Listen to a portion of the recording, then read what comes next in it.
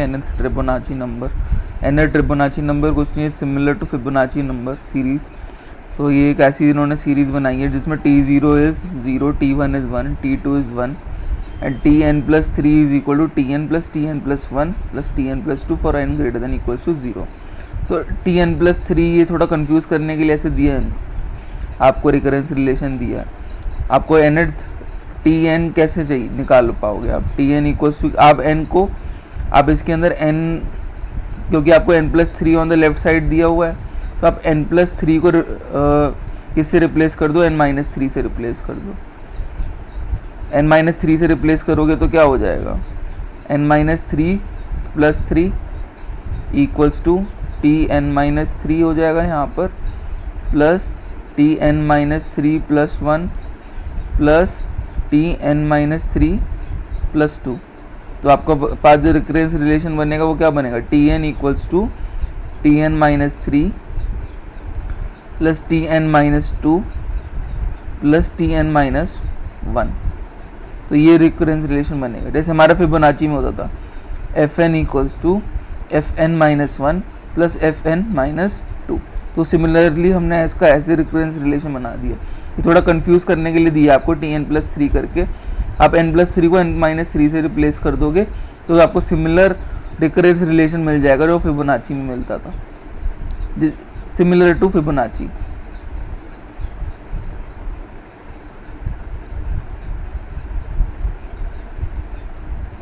ठीक है, तो tn equal to tn-1 plus tn-2 plus tn-3 हो गया।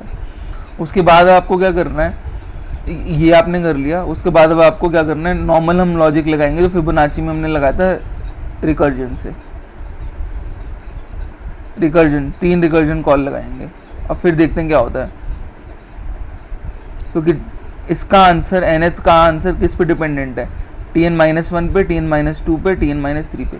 मान लो ns7 तो n7 का किस पे आंसर डिपेंडेंट है, 4th की कॉल पर, n-2 करोगे 5th की कॉल पर, n-1 करोगे 6th की कॉल पर। तो 4, 5 और 6 इन तीनों का जो आंसर है, जब आप इनको प्लस करोगे तब जाके आपको 7 का आंसर मिलेगा। ठीक है, इन तीनों को प्लस करोगे तब जाके आपको 7 का आंसर मिलेगा। और 4 का किस पे डिपेंडेंट है, 4 का 1 पे, 2 पे एंड 3 पे। ठीक है, ऑल दो इसके अंदर अब हमारा मेमोराइजेशन भी आएगा, बट अभी हम देखते हैं कि कैसे हमको करना है। पहले नॉर्मल रिकर्जन से करते हैं एंड देखते हैं क्या चैलेंजेस हम फेस करते हैं। तो नॉर्मल रिकर्जन के अंदर क्या दिख रहा है हमको, बेस केस हमको दिया हुआ है, इफ n इक्वल 0 तो क्या करना है, रिटर्न क्या करना है हमको, 0 रिटर्न करना है, हमारा बेस केस है। इफ n इक्वल्स 1 और n इक्वल्स 2 तो क्या रिटर्न करना है 1। This is our base case, basically these 2 conditions are our base case. ठीक है, बेस केस मिल गया। उसके बाद हमको क्या रिटर्न करना है, tribonacci of n-1 plus tribonacci of n-2 plus tribonacci of n-3। ठीक है, अब इसको आप रन करो।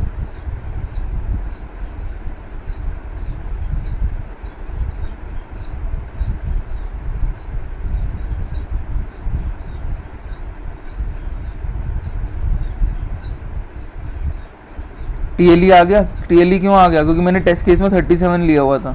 37 इसका जो इसी कंस्ट्रेंट के अंदर मैक्सिमम वैल्यू है। ठीक है, अगर यहाँ पे 7 ले या 3 ले लेते हैं तो अब देखते हैं क्या आता है।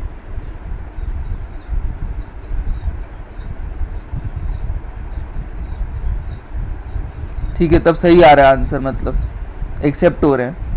25 के अंदर भी हमारा एक्सेप्ट हुआ आंसर। ठीक है, तो हमको क्या दिख रहा है इसके अंदर कि हमको क्या लगाना पड़ेगा। हमने रिकर्जन तो लगा के देख ली, बट हमको मेमोराइजेशन लगानी पड़ेगी इसके अंदर। तो सिंपल सी चीज़ है। ठीक है, मेमोराइजेशन हमको लगानी पड़ेगी।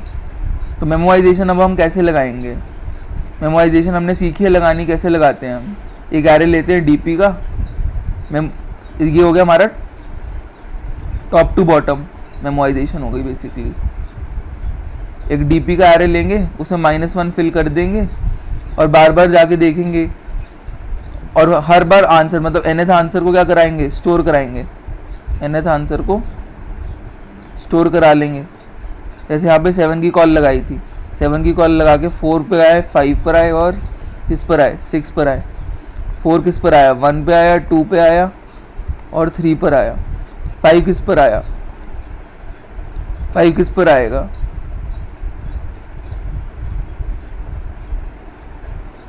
5 जो आएगा 2 पर आएगा, 3 पर आएगा और 4 पर आएगा। ऐसे ही ये 3 पर आएगा, ये 4 पर आएगा और 5 पर आएगा। तो हमको दिख रहा है कि पहले ये 4 पर जाके कॉल लगाएगा। हमने 4 पूरा कंप्यूट करके रख लिया, इसको सेव करा के रख लिया। अब जब 5 पर आएगा तो 4 ऑलरेडी कंप्यूटेड होगा, इसका आंसर निकालने की ज़रूरत नहीं है। 2 भी ऑलरेडी कंप्यूटेड होगा और 3 भी ऑलरेडी कंप्यूटेड होगा। 1 2 3 आर ऑलरेडी कंप्यूटेड। ठीक है, इनके ये इस पूरा सब ट्री को हमने, इसके जितने भी आंसर थे सब सेव करा के रख लिए। किसके अंदर, डीपी के अंदर, डीपी के कैरे के अंदर। ठीक है, तो अब 5 जब हम 5 की रिकर्सिव कॉल मारेंगे तो 2 का आंसर भी हमारे पास है, 3 का आंसर भी हमारे पास है, 4 का आंसर भी हमारे पास है। 4 भी हमने सेव करा के रख लिया। तो जब 5 आएगा तो देखेगा 2 की कॉल लगाएगी उसने, 2 की कॉल लगाएगा, वो देखेगा कि बेसिकली इनिशियली हमने -1 भर दिया था डीपी के एरे के अंदर। वो देखेगा डीपी के एरे के अंदर -1 नहीं पड़ा हुआ, डीपी के एरे के अंदर इस 2 की वैल्यू, DP of 2 is not equal to -1 नहीं पड़ी हुई, ऑलरेडी कंप्यूटेड वैल्यू पड़ी हुई है। तो कंप्यूटेड वैल्यू अगर पड़ी हुई होगी तो वो उसकी वैल्यू रिटर्न करा देगा। वैसे तो हमने हमारा जो n=1 और n=2 क्या बेस केस है, तो वो हम सेव करा ही नहीं रहे हैं। हम सेव कहाँ से कराना चालू कर रहे हैं, DP ऑफ 3 से चालू कर रहे हैं। तो ये ऑलरेडी O(1) का ही ऑपरेशन है देखा जाए तो। अगर वो एंटर भी करेगा तो ये तो ऑलरेडी ये सेव नहीं है, बट ये हमारा बेस केसेस है। ये n=2 हमारा बेस केस है।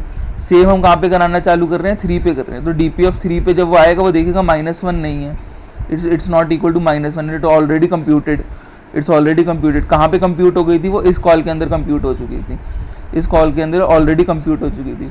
तो DP ऑफ 3 रिटर्न करा देगा वैल्यू। और 4 कहाँ पे कंप्यूट हो गया था, यहीं पे कंप्यूट हो गया था 4 हमारा। ठीक है, 1 और 2 तो बेस केस थे, 3 के अंदर हमने कॉल लगानी चालू करी। 3 के अंदर किसकी कॉल लगी, 1 2 और 0 की कॉल लगी, 0 1 2 की कॉल लगी। तो और ये तीनों क्या थे, बेस केसेस से। तो ये इसने सेव करा लिया। और यहाँ पे जब आया वो तो हाँ, क्योंकि हम अभी मैं कोड लिख के बताऊँगा कि ये कैसे हो रहा है। तो बेसिकली हम क्या कर रहे हैं, DP of n equals to this, पूरा सेव ऐसे हो रहा है हमारा। तो DP ऑफ 3 पूरा जो होगा, DP ऑफ 3 पूरा इन तीनों की रिकर्सिव कॉल से सेव हो चुका है। तो DP of 3 equals to trip of 0 plus trip of 1 plus trip of 2 से सेव हो चुका है। ठीक है, तो हमने ये कर लिया। तो बस हमने 3 का भी सेव करा लिया आंसर। अब 4 का देखो, 4 का किस पर डिपेंडेंट है, 1 2 और 3 पर। तो हमने 1 2 और 3 से आंसर मंगवा लिए और DP ऑफ 4 में भी सेव करा लिया। तो अब वो जाएगा, वो देखेगा DP ऑफ 4 पे -1 नहीं है, तो ऑलरेडी कंप्यूटेड वैल्यू है, रिकर्सिव कॉल लगेगी नहीं, मतलब ये वाला दोबारा से रिकर्जेंट ट्री नहीं बनेगा। ऑलरेडी हमने एक एरे के अंदर सेव कराया हुआ, हमारी टाइम कॉम्प्लेक्सिटी क्या हो गई, बच गई। तो उसको इम्प्लीमेंट कर लेते हैं फटाफट।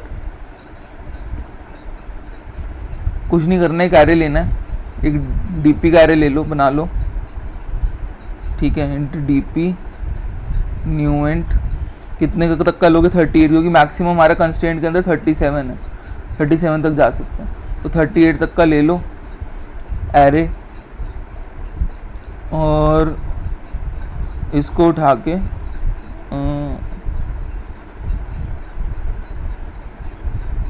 यहीं पे कर देते हैं। DP ऑफ n या -1 से अगर आप फिल कराना चाहते हो तो इसको आप एक और फंक्शन बना लेते हैं, nth ट्रिबोनाची करके। nth ट्रिबोनाची कॉल करेंगे, nth ट्रिबोनाची। ठीक है, और ये पब्लिक इंट एक फंक्शन बना लेते हैं ट्रिबोनाची करके।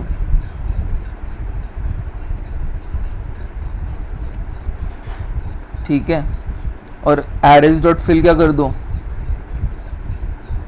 एरेज डॉट फिल कर दो डी कॉमा -1 से, ठीक है, और रिटर्न क्या करा दो nth फिबोनाची ऑफ n। इसको रन करते हैं, बट अभी ये हमारा सही नहीं है क्योंकि हमने डीपी तो लगाया ही नहीं, अभी हमने अब लगा रहे हैं हम DP of n not equals to -1 return DP of n। तो यहाँ पे हमने सेव कराया है, और जब ये मान लो n equals to DP of 4 DP of 4 हमने सेव करा दिया इसके अंदर। अब डीपी ऑफ 4 अब कहीं और दिखेगा, अगर मान लो डीपी ऑफ 7 के अंदर डीपी ऑफ 4 की कॉल कहीं और आती है तो वो क्या करेगा, वो इस कॉल पे जाएगा, वो देखेगा डीपी ऑफ 4 -1 नहीं है, वो ऑलरेडी कंप्यूट हो चुका है, तो वो यहीं से रिटर्न कर देगा डीपी ऑफ 4 की वैल्यू, ठीक है। वो रिकर्जन ट्री बनाएगा ही नहीं, ठीक है। वो ट्री बनाने पे क्या हो रहा है, हमारी टाइम कॉम्प्लेक्सिटी इंक्रीज़ हो रही है हर बार, क्योंकि हम उसका हर बार कॉल स्टैक के अंदर डाल रहे हैं और उसको सॉल्व कर रहे हैं, ठीक है। तो उसको रन करते हैं, ठीक है। एक बार टेस्ट केस मैक्सिमम वैल्यू के लिए भी देख लेते हैं, 37 जो है हमारी, उसके लिए भी रन करते हैं, ठीक है। वो भी चल रहा है, सबमिट करते हैं, डन। तो इट बीट 100%। तो दिस इज सिमिलर टू, हमने क्या कर दिया, टॉप बॉटम हमने क्या कर दिया, डीपी लगाई है। वो क्या कुछ नहीं होता, बेसिकली हम आंसर सेव कराते हुए चलते हैं, जहाँ जहाँ हमको दिखता है कि ये आंसर रिपीटेशन में आने वाला है और आ रहा है, ठीक है।